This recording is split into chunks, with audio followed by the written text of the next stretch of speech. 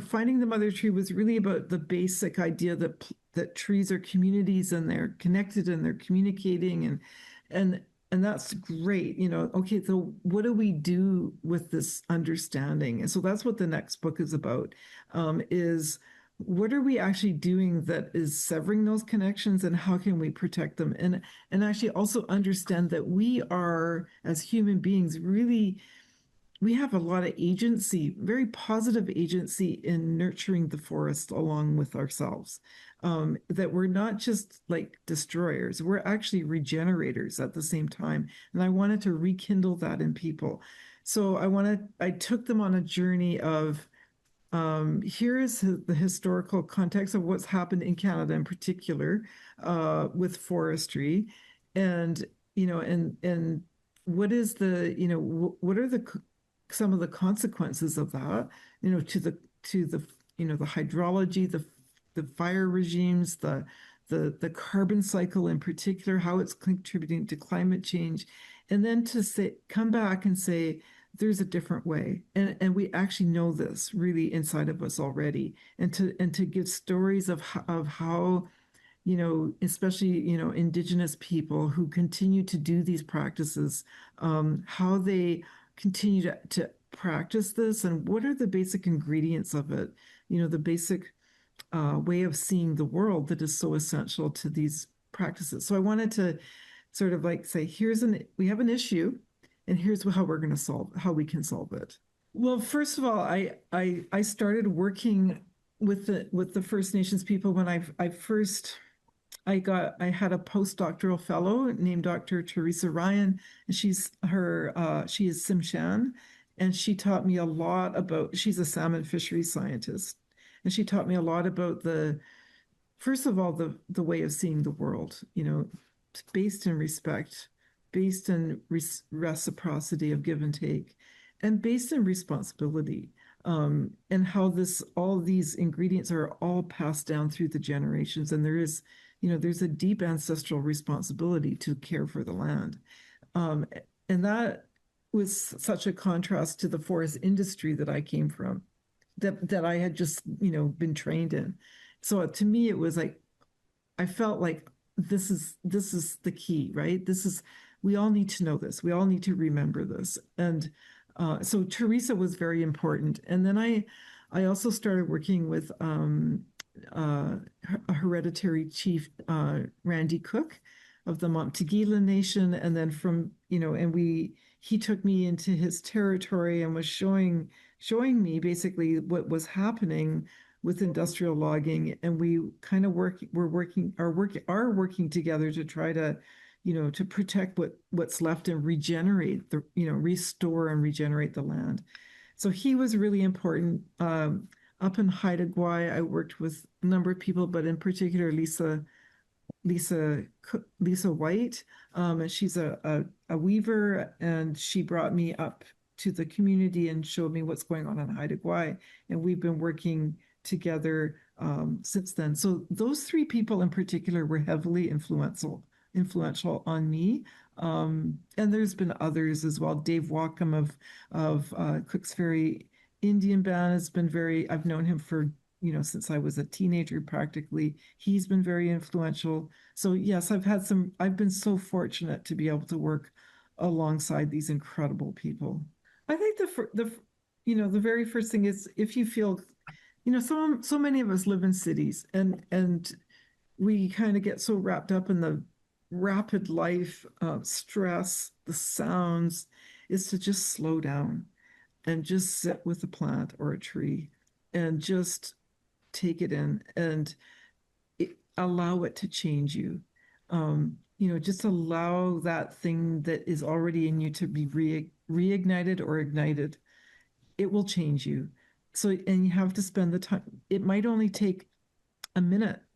It might take 5 minutes. It might take many visits, but you will be reignited. And so then once you have that basic thing that you love now, that then you can start doing things with it. And so, you can become more active. And it's really important to do that. Like we have to tell our politicians who are setting policy that, you know, things, there's huge risks to doing things inappropriately. And we're all feeling it now, right? We have fires and floods and droughts and heat domes and, you know, all this stuff. We're all living with it all the time. And I want, you know, when people are connected to the forest, they know that they can communicate this to their elected officials so that we can change course and do the right thing. So I, you know, writing to your MLA or whoever, you know, whoever your elected official is really, really important. Because I think that if they don't hear from us, the people, they think it's all okay. Literally, really do. And so we really have to tell them, no, it's not okay. We need it to be different. Those are two basic things. It's the cycles. So, you know, the forest is a cyclical place, it's regenerative, and on all of the stages of life are right there, right in front of you. And it's really cool to see all that, right? And to realize that everything is very dynamic and that the birth is going on while the death is going on. And that I wanted to show that in that it happens with us too, right? We're on kind of on a in some ways on a faster cycle because we don't live as long as trees. So, but we all know what that cycle is. And I wanted to, you know, bring home that we're so interwoven that the forest is just like us. And that it has many things to teach us that this constant cycling is how we're built, and it's good and it's okay. Right. And yeah, you know, when people are born, it's a celebration. When they grow up, it's a celebration. When they die, it feels tragic and a loss. And often it is. But it is also just part of how we're cycling through. And maybe knowing that can help people, for one, like cope and heal when things happen. Um, uh, but also, you know, to see the forest as us, to see the forest as our people, that we're all following the same thing. And then when we kind of bring that into ourselves, into our healing selves, we can help heal the forest more naturally. So I actually live in a little town called Nelson, and it's surrounded by forest. So that's very helpful. I spend so much time in the forest that is where I do all my meditative and my thinking. When I'm actually doing the writing, I'm at home because I've got my computer and all that there. But in the actual writing process, I always bring myself into the forest as much as possible because that's what I have to offer. I don't position myself at a desk. I don't position myself looking out at the forest. I position myself in it as part of it. And so that's part of my, you know, that's how I can write like that is when I do that. If once I stray out of it, I think my skills all kind of fall apart. But I don't know. I'm not as good at writing from the outside. I'm good at writing from the inside of the forest to project outward.